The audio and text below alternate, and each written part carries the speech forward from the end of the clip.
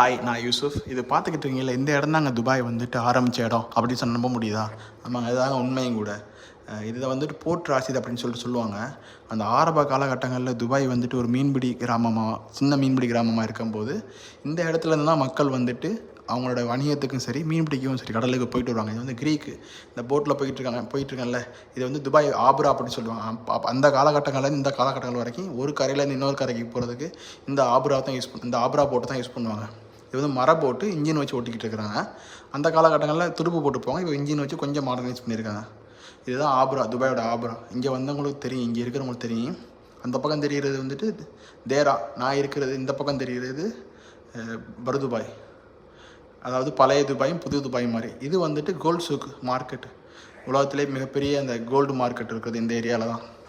இங்கே கூட வந்துட்டு ஒரு இது கூட இருக்குது, அந்த கின்னஸ் வேர்ல்டு ரெக்கார்டு படைத்த ஒரு மோதிரம் ஒன்று இருக்குது. அது இந்த வீடியோவில் கடைசியில் வரும், பாருங்கள், செமையாக இருக்குது. இது வந்துட்டு துபாயோடைய மார்க்கெட், பர்துபாய் மார்க்கெட்டு. பர்துபாயில் இருக்கிற பர்துபாய் ஷூக் அப்படின்னு சொல்லிட்டு சொல்லுவாங்க. சூக்குன்னா அரபிக்கில் வந்துட்டு மார்க்கெட் அப்படின்னு அர்த்தம். இது வந்துட்டு கோல்டு சூக்கு, தங்கநாய் மார்க்கெட்டு. இதில் எவ்வளோ பேர் வராங்க, எவ்வளோ பேர் போகிறாங்கன்னு சொல்லிட்டு இந்த ஏரியா ஃபுல்லாகவே நகைக்கடை தான் இருக்கேன்.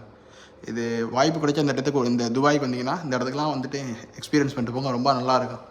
அது மாதிரி இங்கே கோல்டும் ரொம்ப சீப்பாக கிடைக்கும். மற்ற ஏரியாவில் விட ரொம்ப கம்மியாக கிடைக்கும். பார்த்தீங்களா எப்படி இருக்குன்னு சொல்லிட்டு.